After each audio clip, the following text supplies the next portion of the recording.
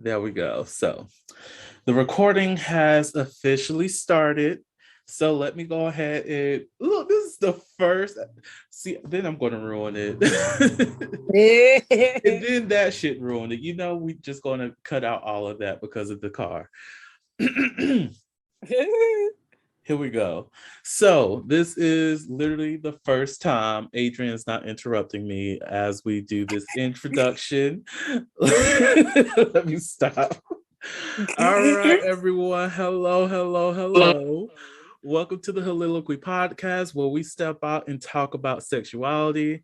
Of course, I have Adrian on the line today, and I'm so happy to see her. Oh, shit, I didn't even introduce myself. For those who are new to the podcast, I am Vernon Scott. I am the host. You can also, depending on how you found me, know me as Slaytor Jackson or Sebastian Adams. I will get into that some other day. I'm never going to get into it because if you don't know, you're just not going to know. You don't need to know. What? I want to know.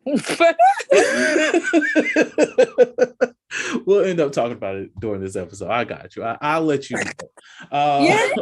Well, that means everybody else is going to know too. Oh well, it is what it is. Just don't search for me if when you find out because fuck y'all hoes. Anyways, Adrian. Yeah. How art thou? We're going to do this introduction of your podcast early this time.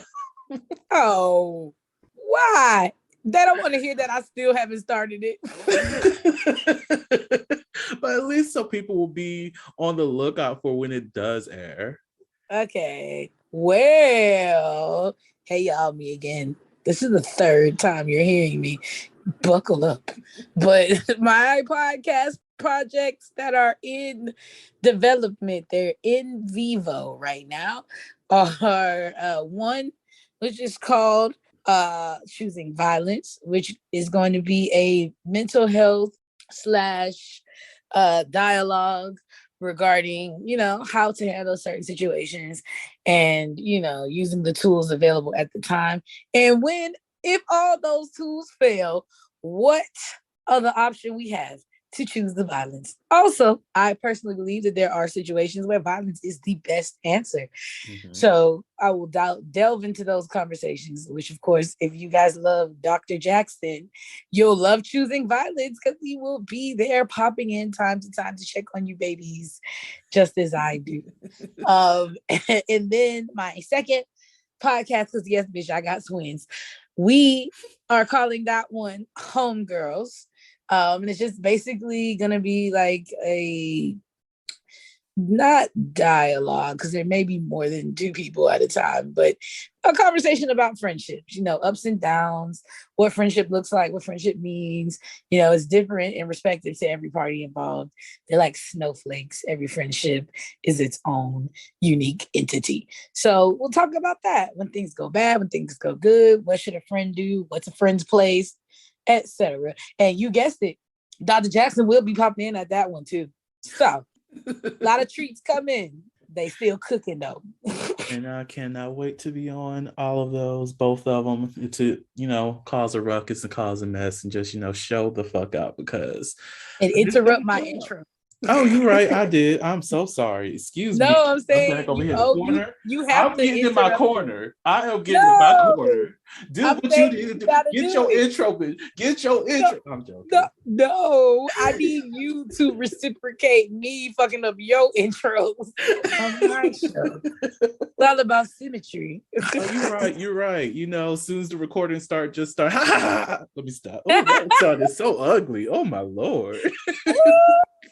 I don't know why my body like to act up when I'm on camera. So today's episode is a treat for myself as well as for Adrian because today we are talking about that kinky shit. So go ahead, get you a feather if you into feather play. Get the nipple clamps on if you're into nipple. You know what? I think I do have some nipple clamps. I don't wear them because my nipples are simple, like very sensitive. But I think I do have some nipple clamps. Oh, I got my massage oil. Get you some massage oil if you need some to lube your body up or whatever the fuck you need to do, because this is going to be a very, very kinky and loving conversation about kinks. So, I think I have a whip around. Whoa. Let me get out of what the fuck is in my apartment right now.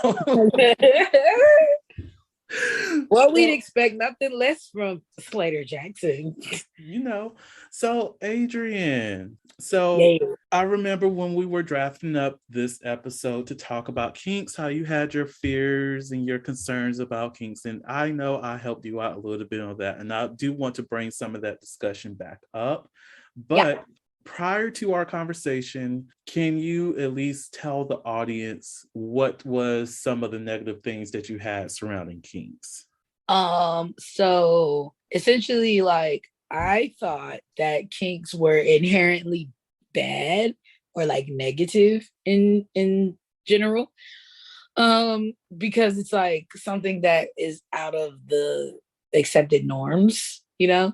So like what are the accepted norms? Technically, heterosexual sex is an accepted norm. We all expect dicks to go in pussies and, repeat that process until liquids release. That is pretty much everyone's accepted norm.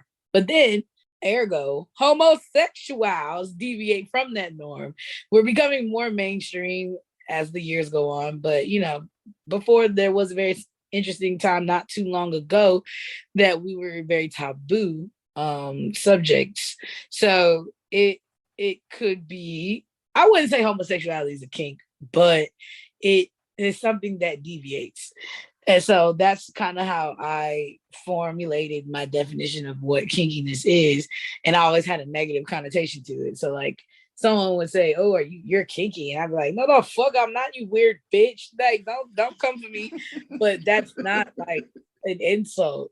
So as I aged and continued my sexual journeys, I learned that I do have like some mild kinks because apparently I'm vanilla as fuck, but vanilla goes with everything. So you hoes better be grateful for vanilla.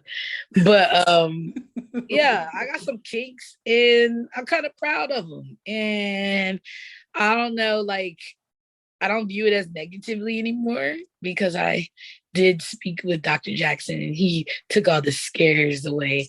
But I still don't have like a complete definition or understanding of this world. Like it's dark, it's taboo, it's dangerous, it's fucking gross at times. Like I'm still trying to figure it out. Well, I am just excited that I was able to bring her to the light, people, because there is a lot of misconceptions when it comes to kink. And like she said, there's nothing wrong with being vanilla. There's a lot of vanilla people out here, and vanilla's great. Like she said, it goes with everything. It literally does go with everything. Most definitely when you are within the kink realm. Now, just to go back to our conversation so everyone will understand how we got to this point, one of the things that I asked for Adrienne to do is take the BDSM test. And she was like, "What the fuck is that? Why would I do that?" And all this other shit. I was like, "Why would you ask me to take anything that deals with BDSM? That's that bondage shit." And I'm like, "Look, I had to break it down to her that BDSM is like the ultimate form of consent, that you really cannot do anything that is outside of the comfort zone of that individual who is the submissive. If when it does come to master sub kind of situations and things like that, but you have to know a person's hard stops, their soft stops, and their full on goes before you even engage in those situations. So it's not what most people see on TV where you get a whip and you just start hitting somebody and just making them bleed, hurt them, and all that other stuff without them being comfortable with that. If that is someone's kink in itself, like that they do want to bleed in that kind of manner, then they have consented to that fully, that they are okay with being abused in that way. And when I say abused, I'm not saying that in like a negative light. This is a positive form of abuse. Like if you like spankings, that's a part of kinks. So a lot of us, we practice those within our sex lives and we don't even realize it. At one point, oral sex was considered a kink. And this is off topic, but low-key, I really do, because when you brought up homosexuality, I started to think, and I was like, you know what? Homosexuality has become a fetish for some people in the sense that they just like to watch gay porn. They're not gay in any way. They just enjoy watching that kind of engagement. And that is perfectly fine. And it's actually very normal. There's a lot of women who enjoys watching two men having sex. Same way there's guys who like watching two women having sex. And there's guys who are heterosexual who like watching two guys having sex. Sexuality is very, very, very, very diverse, people. So Adrian did take the questionnaire, the BDSM test, and we just going to go down her results. The thing that really shocked me is what she's 100% on, which is she is a whole ass switch out on this bitch, which is understandable based off of who she is. She can be dominant, she can be submissive, and that's exactly what that means. The Soliloquy podcast focuses on the variability of sexual expression. When it comes to sexual expression, we often depend on pornography to illustrate how one must perform sexually. For those who have not learned this by now, the stuff you see in porn is not real. Pornography provides a singular perspective of sexual expression that is not often the reality we see during our own sexual encounters. The Soliloquy podcast is a conversation that takes you outside of the compressed box of what many know about sex.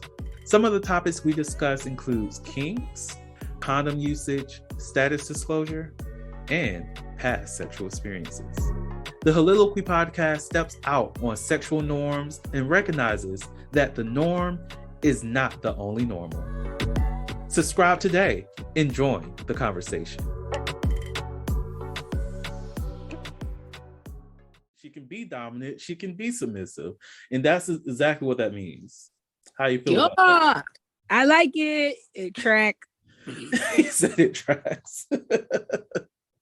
Yep. So, like, if this, when it comes to just even within your sexual expression, that can come from, like, even with our previous episode when you were talking about sometimes you would be like, Benita, bring that dick here. Or that come is, here, bring that dick out. That is you expressing yourself in a dominant way. Or if on the reverse, she tells you, bring me my dick, bring me my pussy. That is being the submissive in that aspect. So you've had these things with you, just didn't have a term to identify it. Huh? I said I did not. I thought I was a weirdo. No, you're perfectly normal. So the second one, just to let y'all know, this third one, we're going into some shit. But the second one is where we have vanilla, where your results came up as you are the motherfucking father. Let me stop. 94% vanilla. So that just means you like the standard stuff. Vanilla is penetrative sex. That is oral as well. That is what most people do on a regular basis. That's what most people do in a casual hookup. That is what vanilla is. Some people want to just single it out as just doing missionary, but it's not. That's doggy style, because that is so much of a normalized position now. So that is what's coming on as vanilla.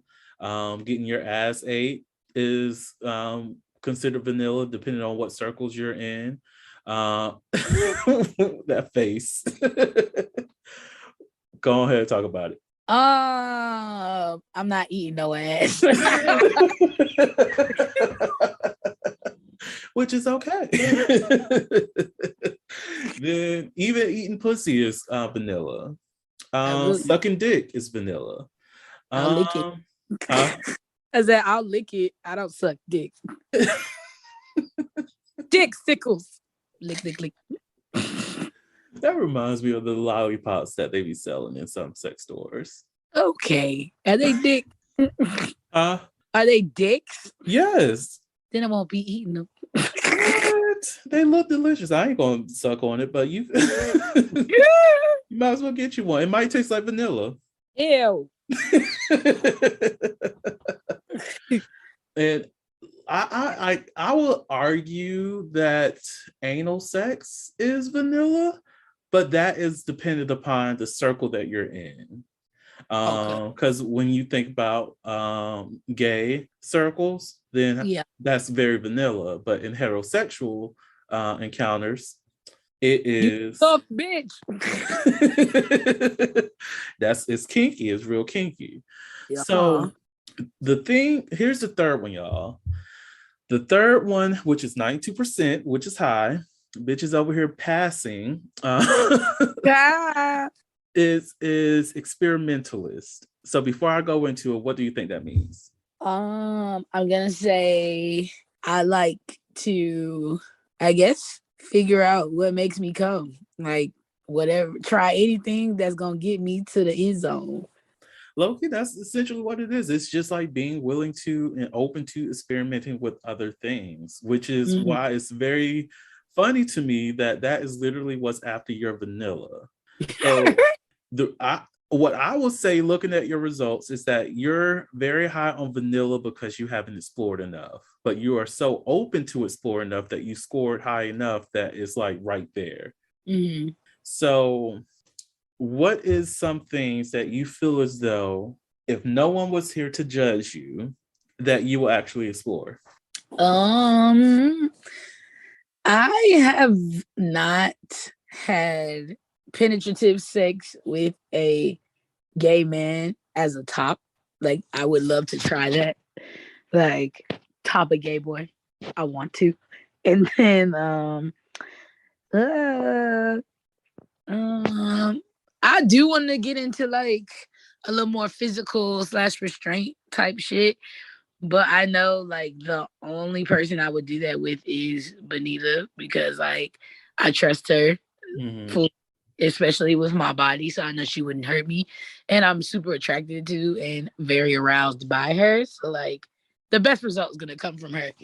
Um and what else? Um I like my well, no, I've already done that. That's it. That's all I got. I haven't What thought. what was that? What is that what you was about to say? I was saying like I like getting like I wouldn't mind being tied up and like her ride my face, but I did that. Ma'am, how you scored 27 on as a fucking rigger? I don't know.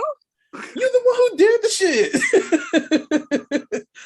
I You know mean, that's what that because is. they were asking was like, do you want to be completely tied up where you can't escape? No, bitch, I don't want that. No, I want to clearly be able to be like, oh, undo this one and I'm free. Cool. Thank you. Ma'am. Ma'am. So what you're saying is that you still want to have that sense of control within the within that realm, or knowing of the fact that you still have an easy escape. Yeah.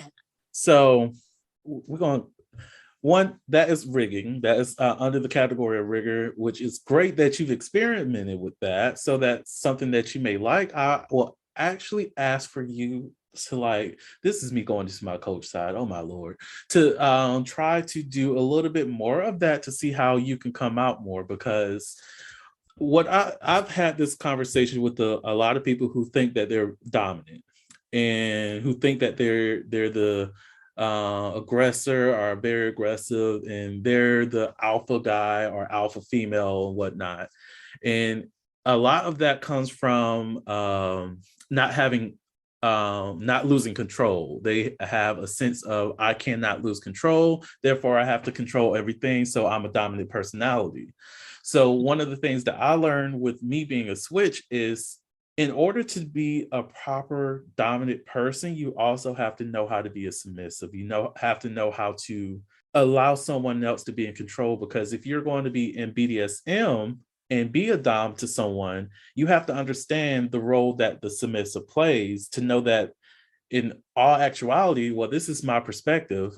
Some may agree, some may not. But those who are the submissive are the ones who are truly in control of the scene, because it is up to the dom to do the wishes, well, to behave according to the sub's wishes. to what they consented to. So they're not truly in control, but they're just the ones who are enforcing that control. Okay. So this is why I would recommend at least seeing what it's like to be fully restrained, where you don't have that control, and try blindfolded and see how that works out. Ooh, okay. Blind. Because that and just in case if you do get uncomfortable, do y'all have a safe word? I want to say yes, but we keep forgetting it, so kind of no. Oh my lord. Make it something that you know that is not going to come up, but it's something easy to remember. I know, like for myself and my ex, our safe word was fire. So like there's no fires burning or anything like that. And motherfuckers out here, fire, fire, fire. Oh shit, what the hell? Let's stop. What's going on? Right. That was a control word in a sense. But y'all need to find something that that you can easily remember, that you can that's not sexual in any way. That way, when you do feel overwhelmed, most definitely if it comes to your own feelings and sense of control, that you can just go ahead and say that and be like, okay, I'm a little bit uncomfortable. Let me ease myself into that. You can even start off with 1 wrap around the wrist, 2 wrap around the wrist, and then the other hand, and just keep going down and just get yourself wrapped all the way up. But think about it. Will do. Any questions, any comments, what's on your mind? So I did see in my results where I'm pulling it up.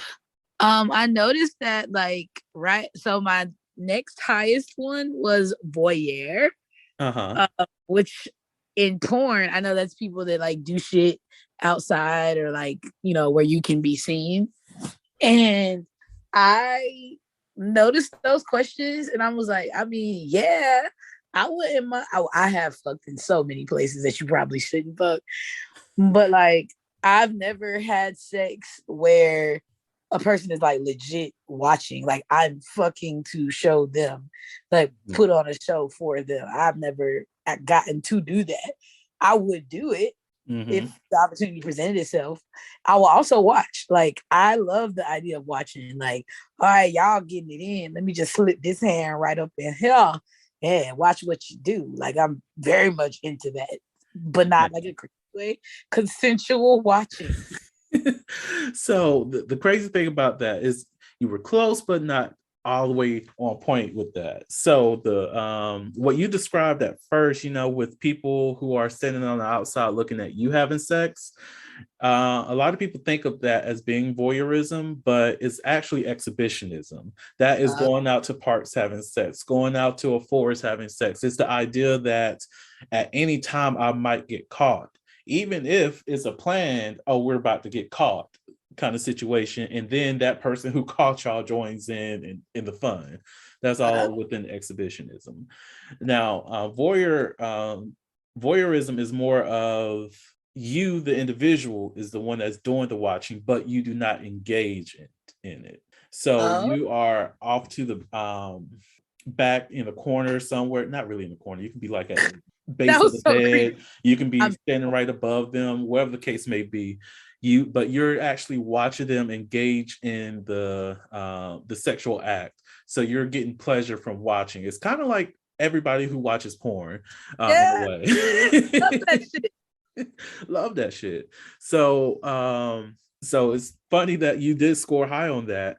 And with that, because you mentioned, kind of after you watch wanting to get into that, literally the thing up under that is non-monogamous, and that's a lot of people who do enjoy swingers,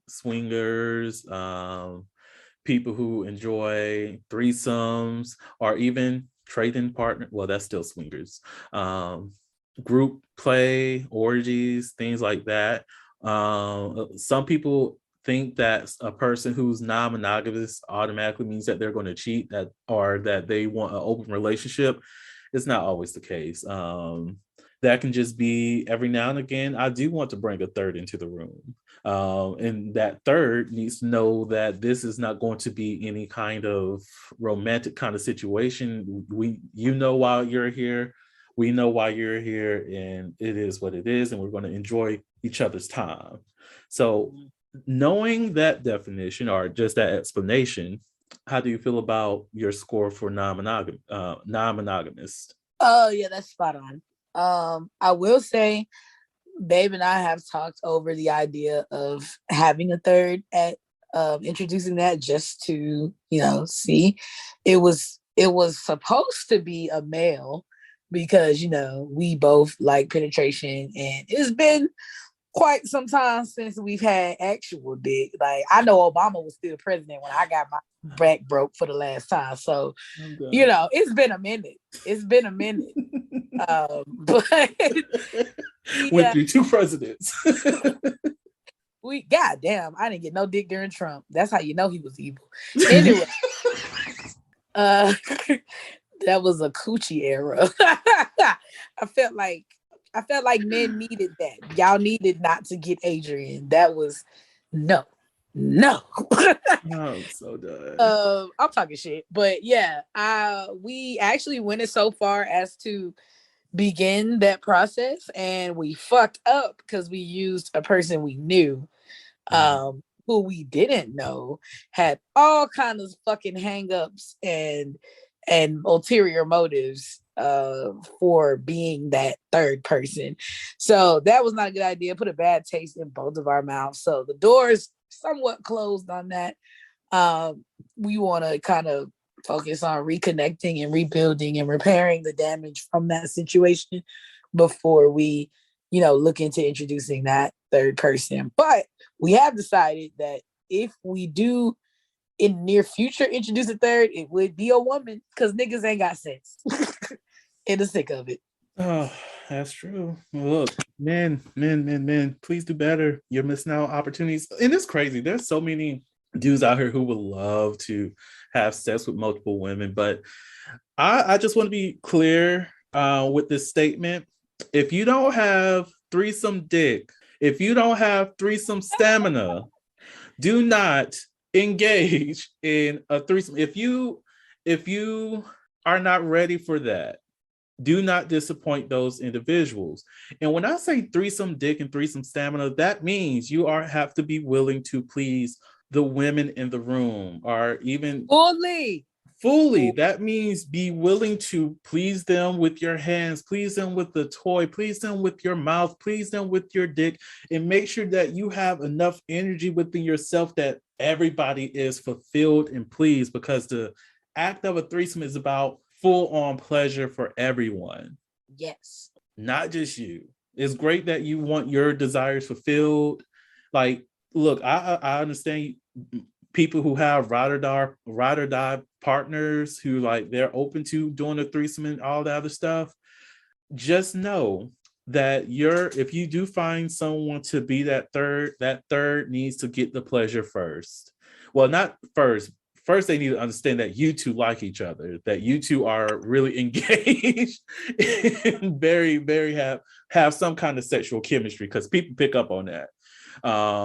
And that might really dissuade the mood. So it's a lot of stuff that goes into having a threesome with other people. And then after that, if you want to branch off, then, do what you need to do. But make sure you come in there with the right energy first. So I have like a weird kind of predicament, because in my mind, I feel like I'm open to, see, this might be the switch in me. I'm open to multiple partners. However, I know in my head, I am very possessive.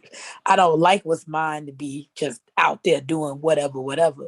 And so that's such a fucking double standard. Like, literally, my ideal multi-party relationship would literally be a triangle, as me as the center. So male, female, me, and my male and my female fuck with each other, and me.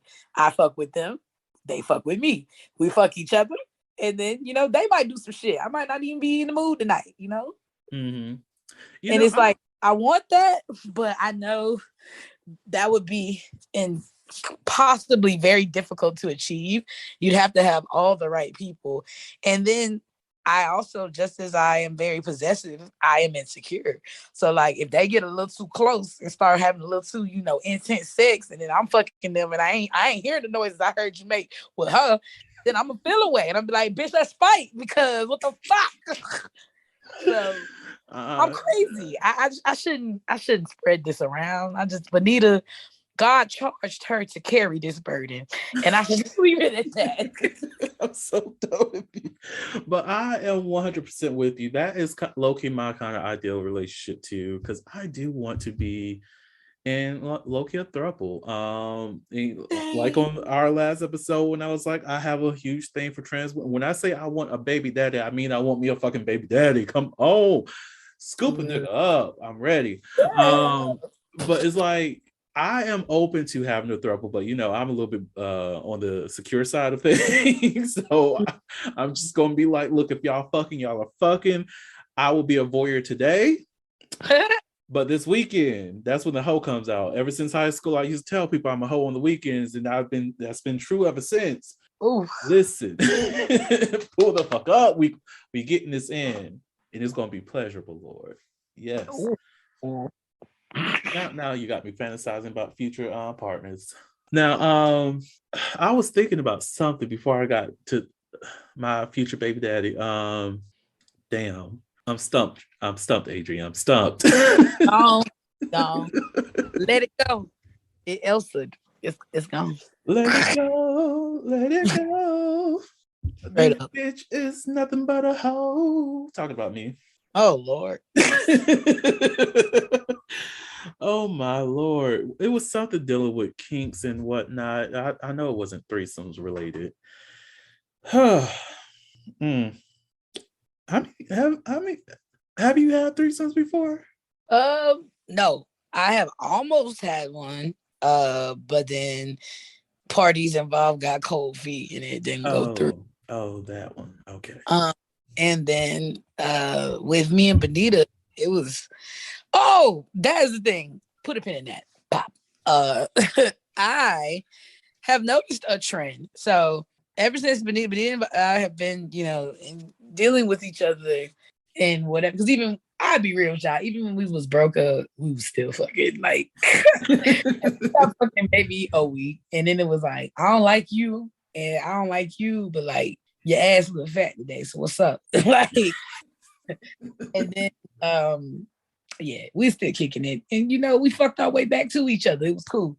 But a thing that we have kind of gotten annoyed with is that like probably out of all of our mutual friends, everybody but like maybe 2 parties have expressed interest in one and or both of us.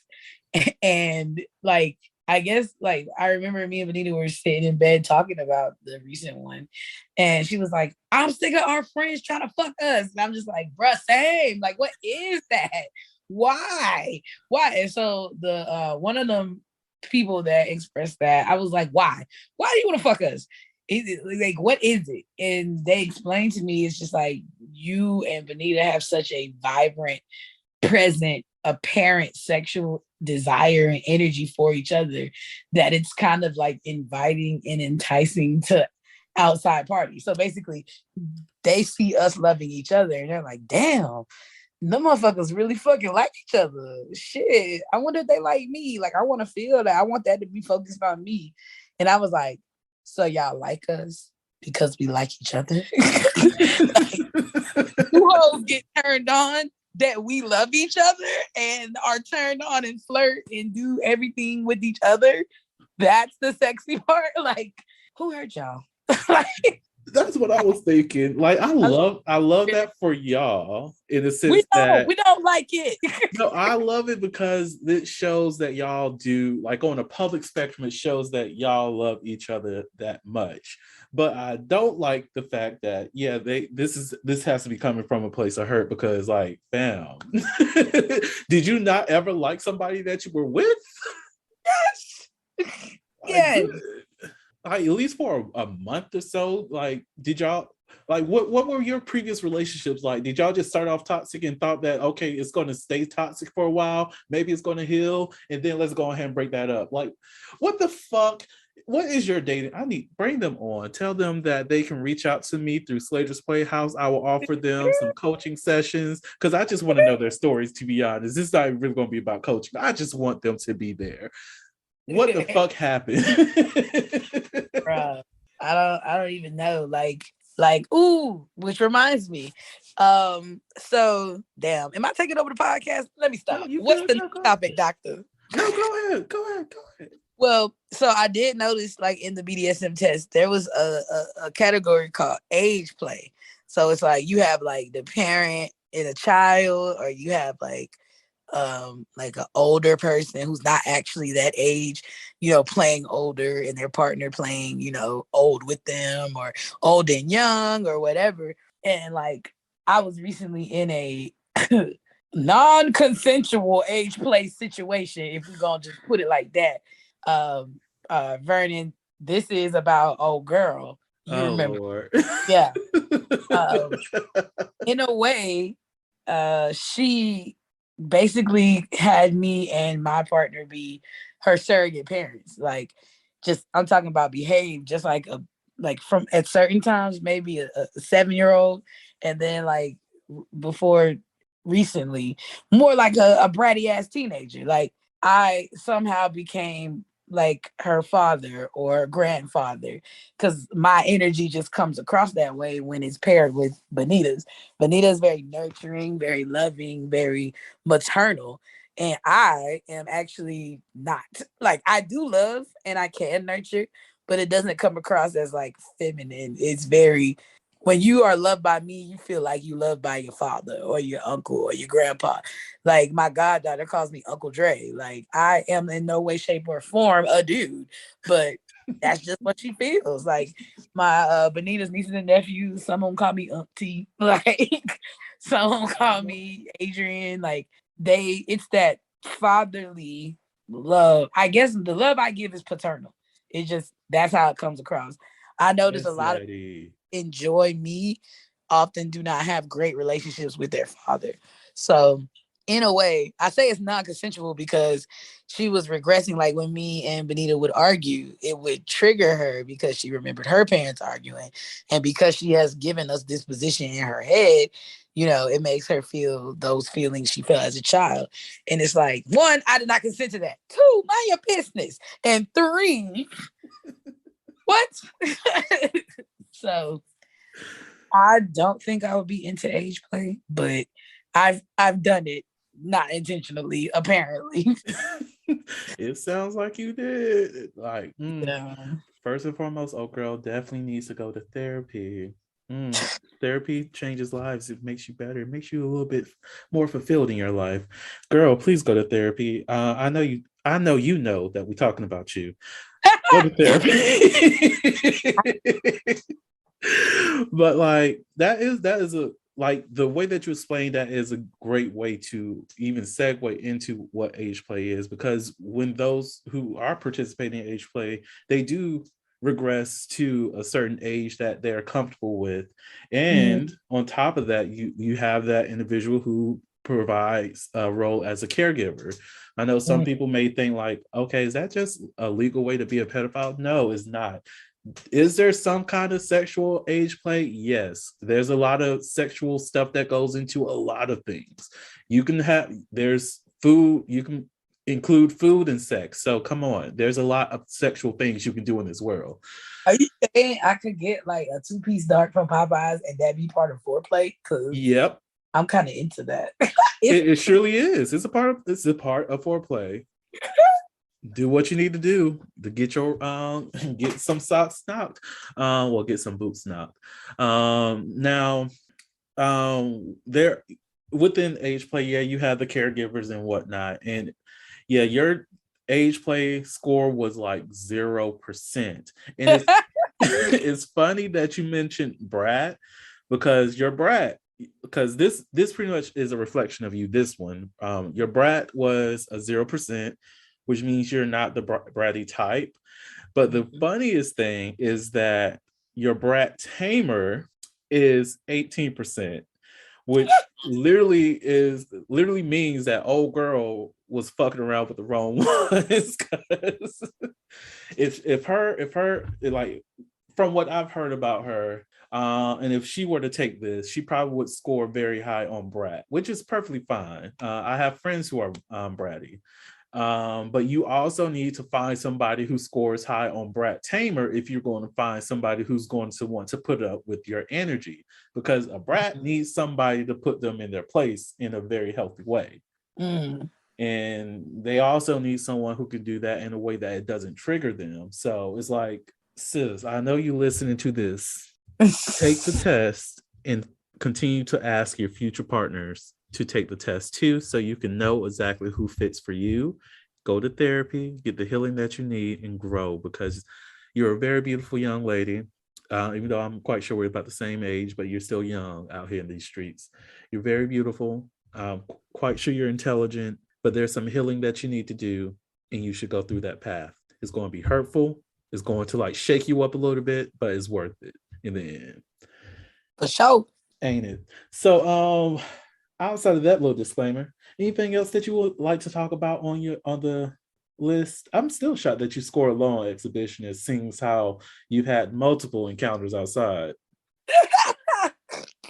I don't know. I think it's the way they ask the questions to me. Like, it was very like, you see all the red ones. I'm 0, 0, 0. Nah, bro, I'm not into it. But one red one that like kind of made me a little wild, like what was like my primal score. It gave like primal prey. Oh no, okay, I see why that's that, because I'm a primal hunter. That makes sense, because I love the chase. Like, I don't like when I'm with someone, I don't like you to give it to me easily. Like, I don't, it's complicated. Like, my favorite part, like I said in our previous episode, I love falling in love, and I love all the first and the new and the chase and the hunt. That's my shit.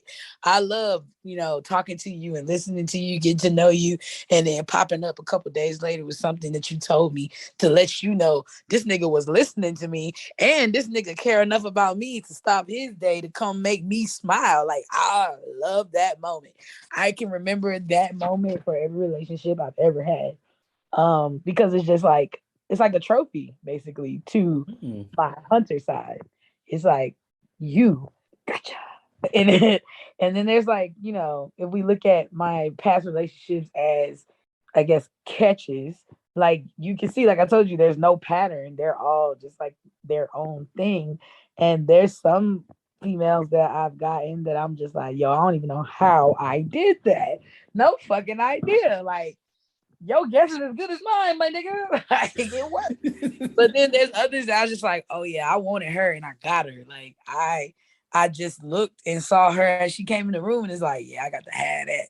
I'm gonna get it too. Consensually. But yeah, I'm very like, I definitely identify as a hunter, because one, I think people are mysteries. And two, I like to unravel and solve those mysteries, or put the pieces together to see what the bigger picture is. That's just something I enjoy doing. And there's a lot of psychology in hunting in general. You have to know how to think like your prey. And then you also have to know how to think like your prey while still obtaining your objective as the hunter.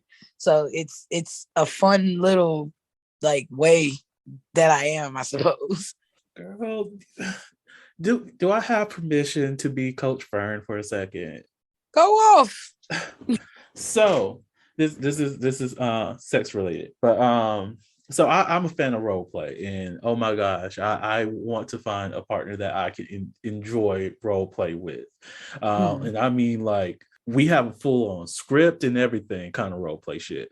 But while you were talking about that, saying how you enjoy the hunter side of things, and how you that's like your trophies, and I was thinking, there's a way for you to continue to do that within the relationship on an ongoing basis, so that you can collect multiple trophies with Benita. And it's just like, this was the conquest that happened on that day. This was the conquest that happened on that, making very significant landmarks within y'all's relationship. I'm sorry, this is me. I'm Yeah. so fucking down. I even like think about that, but like I do kind of try to do not so much hunt her, but like more so try to like get to know something new about her every day.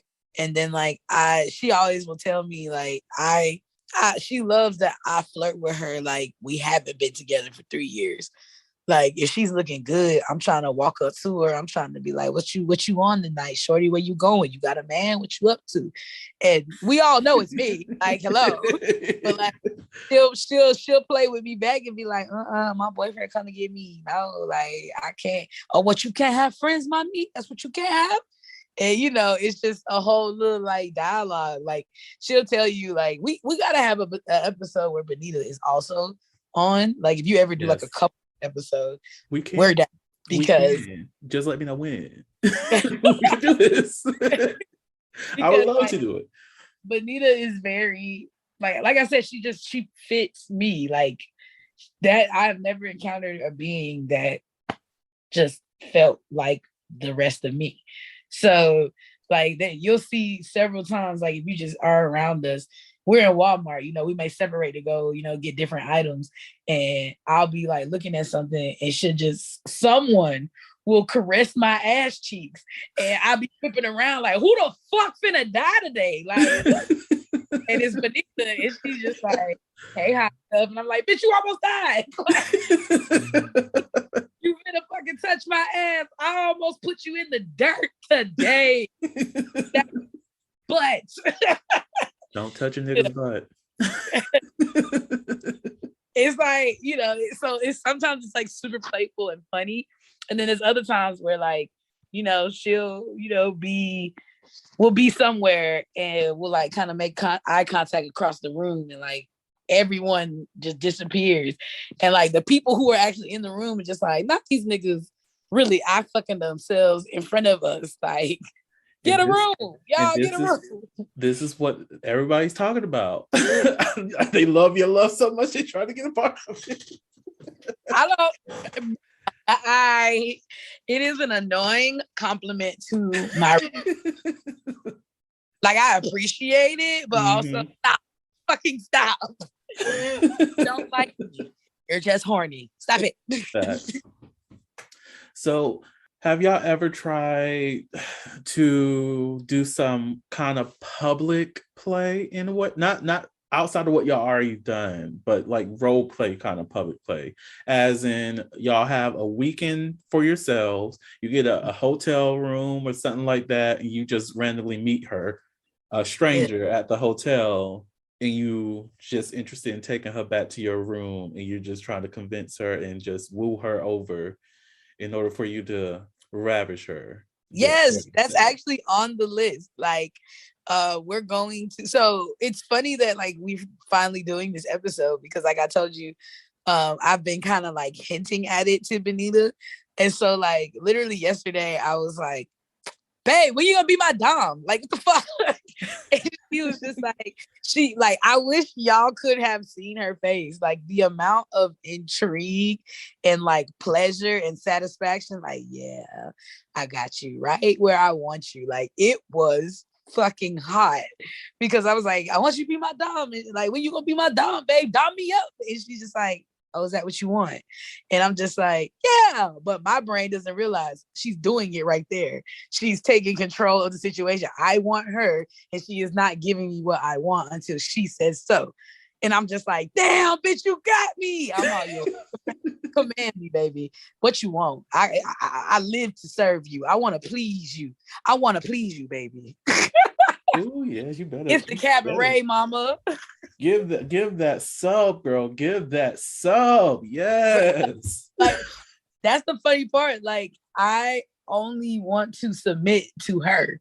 Like, we have gotten to the point in our relationship where like I told you, I feel 100% safe with her in the bedroom.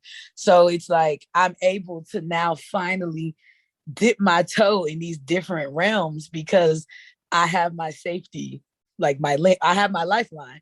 I know B is not gonna let nothing happen to me. B is gonna listen to me. B is in tune with me. So like, of course, I want B to take control of me, if that makes sense. Any other motherfucker will die at the first attempt, but her, I lay down. And Benita kind of describes it as like I'm this wild like lion or tiger, and I'm just roaring. Like people will ask us like what our dynamic is, and I'll be like, I'm the male lion. I'm the one with the mane. I'm out here, bitch, right? But like Benita's the female lion. But when you look at lions and how they interact, you can be scared of the man, but the woman is the one that really will fuck you up, especially if her cubs are involved. So like I roar, but Benita hurt you. Like she'll hurt you. Like she can hurt you worse than I ever could without even touching you. Like I've seen her break full ass niggas down to nothing. And I'm just like, ooh, girl, you say that to me, we fighting. Oh hell. I'm gonna lay your ass out or die trying. Like we just kind of work as that type of team. Like I'm the loud bang boom confrontation fire in your face. That's me. But Benita is just lethal. She's just precise. She's a hitman, and I'm the weapon. I love that. Oof. On that note, that is the end of the show. Not really the end, but that's the end of that section of the show because that's how you fucking end shit, and I love that. So today we're not even going to do a never have I ever because I'm just gonna put it up there for a while. However, I want to do some would you rather, just one of those, and then two little sex questions. All right. So would you rather watch your partner have a hot and heavy makeout session with someone you don't know, or listen to them have loud, wild sex behind closed doors with someone you do know? I don't like either of those. But I guess I would feel best if it was a passionate makeout session with someone I don't know, because one, kissing is like handshakes. Like we've kissed so many lips in up until this point. So, I don't really trip on kissing. You feel me? Like, but like listening to Benita get her back broke and I'm not in the room, I'm outside the door, I can't see shit. Oh hell no. No, hell no. As soon as she bust that nut, I'ma bust her ass. Like it's domestic violence is not okay. This is a proverbial bust her ass, but it could turn physical. It just depends on what the moans were. Cause if like it could be a nigga like he might think he giving her wild sex, but she's just like, oh, yes, that's it. Like that. I know for facts she ain't enjoying herself. But like if I hear, the moans of pleasure that I'm used to hearing or better, I'm breaking down the door and me and old boy finna fight. Pop your dick out, sir. It's time to get fucked up. Yes. You and me. Shut the fuck up, B. Cause you had plenty to say before I was in his room. So yeah. Did that answer the question? I'm with you on that. I will rather just have hot, steamy makeout session with a stranger than having some wild, pleasurable, and amazing sex with somebody I know. Because I would, if that's going to be a thing, I do want to be in the room just to be like, okay, I'm seeing what's going on. I will accept that as long as I'm in the fucking room. Yeah. But no. After a while, I'm just gonna be like, are y'all done yet? Are you? Because if it gets to a point where they have my partner do the moans where you're when you're not breathing, what is that good that you that shit happens? Yeah. Somebody's getting kicked through the fucking window, and I know it's not gonna be my partner. So play around, fuck around with those fuck arounds, and you will get fucked up. That's all I know. So I am with you on that one. Now for the sex question. How do you feel about PDA? Love it, hate it, why? So I enjoy PDA. I like to set the message that this is me, this is mine. Don't look over here because there will be a problem.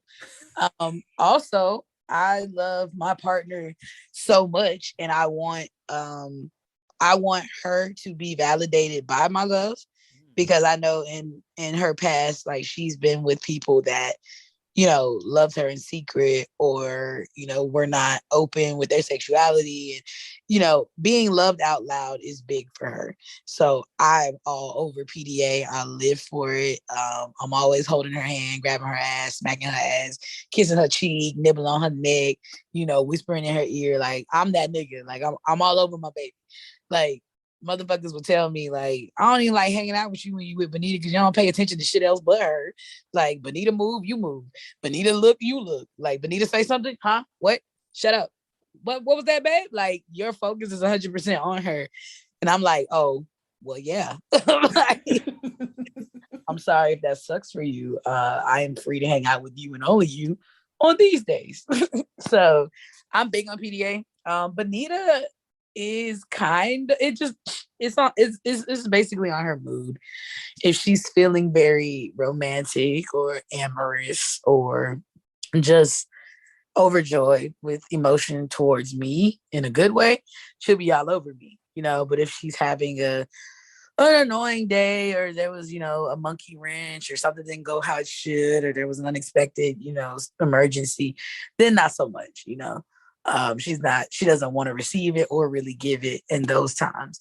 But one hang up that we both have is we don't like to display PDA in front of children, like, just in general.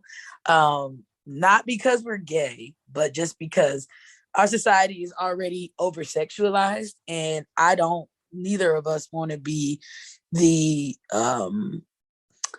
one to take the innocence away from a child.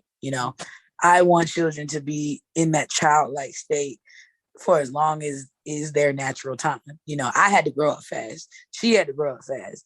We don't want that for our children. We want them to be kids as long as they can be kids. Yeah. So yeah, PDA in front of kids, not so much. She finally is loosening up with, like, her nieces and nephews, because she has like 9, and they're like stair steps. The oldest is 16. I think the youngest, the twins, they're 10 or 11. So there's like a whole bunch of kids that we are around, and basically they understand what it is. Like, they know their auntie's gay, they know I'm female, they know that I'm masculine presenting, they know my pronouns, they know, they can come to me for, anything, and I got them, type shit. So we will do PDA in front of them, but not like drastically. Like, it might be like a peck, mwah, quick kiss, a hug, nothing more than PG-13 type shit.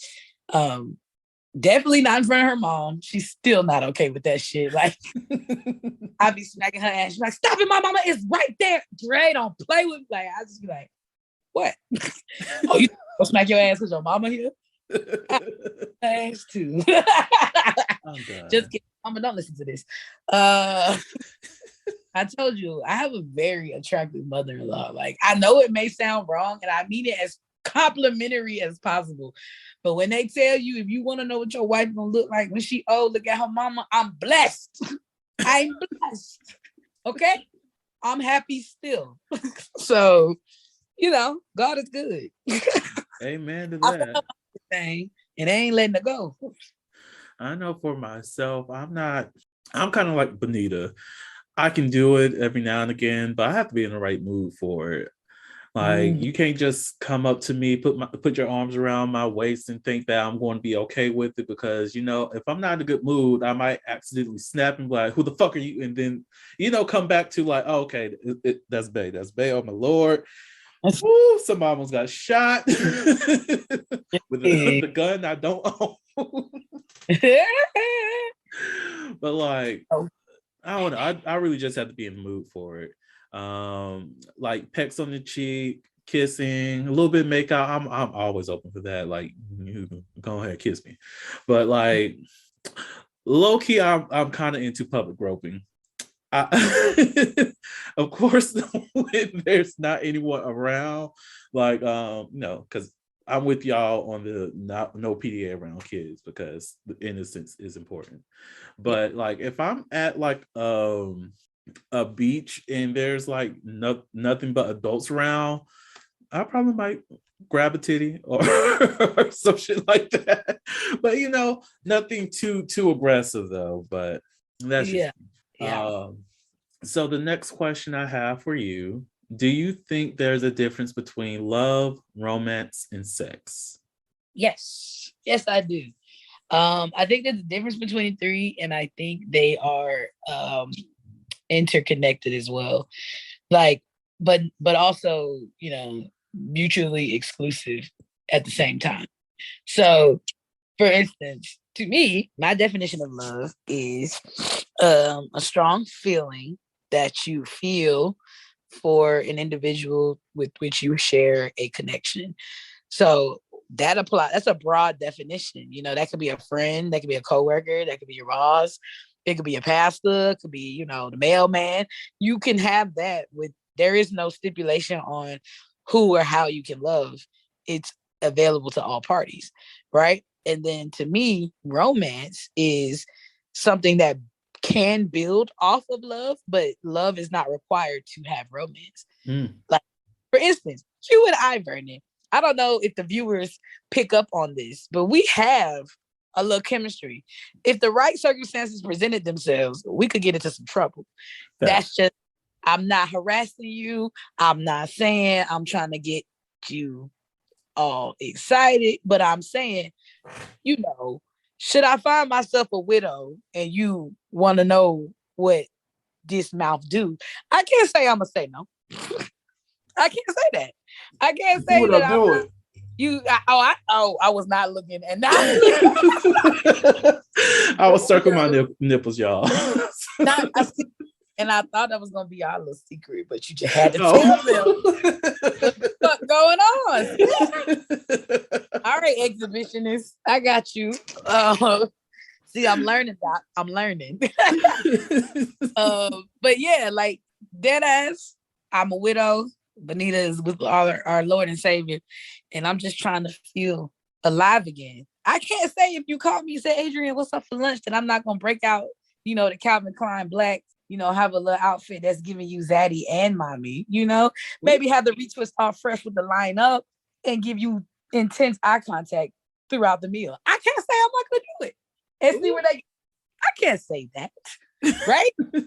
But that's there. Like you and I, we could have romance. We could be in a romantic situation or have a romantic encounter because we, one, are friends, and two, like just physically off rip, we have, well, I can't speak for you, but for me, we have an attraction or chemistry. So I would say, I agree. Like, love is an intense feeling you feel for someone you share a connection with. I would say romance is the ability to have a different kind of experience that could become sexual in nature at a point, but that's not the goal of that point. So like friends can have romance, right? But also Tinder fucks can have romance, right? Or, a couple married for 80 years could have romance. It's present in all of these, and it can go hand in hand, but doesn't have to. And then of course, sex to me is anything that makes you come, whatever that is. If you come watching bitches rub balloons on their titties and lick them and stick them to walls and pop, that's sex. You having sex. I'm done. If you come cutting coupons, that's sex. You better get you a Sunday paper, go to town, honey. You know what I'm saying? Like, that's just my definition of sex. It's something that can be a group activity. It could be one-on-one. It could be, a duo, a triple, a quad. It could be millions. It could be whatever. Ooh. Yeah. There is no limit to sex in my definition. If you bust a nut, you had sex. I literally cannot get the image of someone cutting out coupons and having an orgasm out of my mind. Oh my God. Yes. Oh, Super yes. Is that a 5% discount? Possibility. Oh my God. That was like 20%. Oh my God. Is that all They these? have a sex. They have an SECKS. Oh my God. Yes. Yes. Now I need to go get a coupon book and see how I feel, Lord. Oh my God. That's for to try everything. God damn. Leave no stone unturned, brother. Ain't it? Well, we are coming up to the end of the show, and I just remembered that I said I would say exactly what Sebastian Adams is. Yeah, you thought you got away with it. I was gonna ask. Look, so I do have an OnlyFans. Right now, there's a little bit of risque on there, but not a lot. It's not a place for porn because I already told everybody if I'm going to do porn, it's going to be like very erotic. And plus, if I do something that is showing nudes, bitch, y'all paying for that shit. I'm already not a news person, and Sebastian Adams is a character for that kind of thing. So pay up. But it's also an avenue for me to kind of compartmentalize a lot of the things that I'm into. Like I'm sorry. I love that you're putting your nose ring right now. I love it. But like like there's like I have a very artistic side. So some of my artwork I put on there. Some of it you can find on Slaytor's Playhouse too. So it's like it's a way for me to express the things that I cannot often express in terms of like the professional side of things. Because you know, people like to dig up dirt on people. And it's not that I'm ashamed of it, because trust me, if you're going to pull up the dirt and show it to my family, I'm just going to be like, so why are you showing it to my family, you weirdo? Like, what the fuck? I don't care. Some of them changed my diaper as a child. Huh? Like my grandma would be like, that's right, baby. You break her back. You let her know who you is. I'm proud of you. You're special. Well, wow, look at you. Upside down. Okay. Ain't it? Like, so I just have my that. My grandma is always proud of me. I feel like she would just be so proud. And another thing that I'm using that space for, because I have a Night Flirts account, but another thing is I want to start this thing called Nightcaps, where I either read some bedtime stories for my audience or very sexual tales, because apparently I have a very relaxing yet sexy voice. So let's go ahead and see what goes on with that. Yes. So if you want to hear some wind whispering, some sense, because I'm a very, sensual person. So of course I can close your eyes and just listen to me talk to you and get sexual in your ears, because why not? So that's pretty much what the Sebastian Adams thing is for. Oh, and the reason why I went Zadams is because I'm too delicious for Zaddy. So. Oh, okay. Yeah. So yep, there's that. Anything else? Any last? Oh, yeah. Any last words before I close out the show? No. Don't end it. Don't do that. I'm not gonna do it. So I appreciate you for coming on. I love you so much, Adrian. I love you too, Doc. For the audience, thank y'all so much for following. If you haven't subscribed yet, please do so. Like the show, share with your friends, comment comment wherever you want. I'm just going to promise you that I'm not going to see most of them if it's outside of YouTube, but I will try to find some of the comments to respond to y'all at some point in my life. But other than that, thank you so much for being a part of the Holiloquy podcast family. I love you all. You are special. And on that note, I'll see y'all next time. That's a wrap. Thank you for listening to the Holiloquy podcast, where we step out and speak on sexuality. You can subscribe to the podcast through your favorite podcasting app and find us on the web at www.holiloquy.com. That's www.HEAUXLILOQUY.com. Share the podcast with your friends and join the conversation.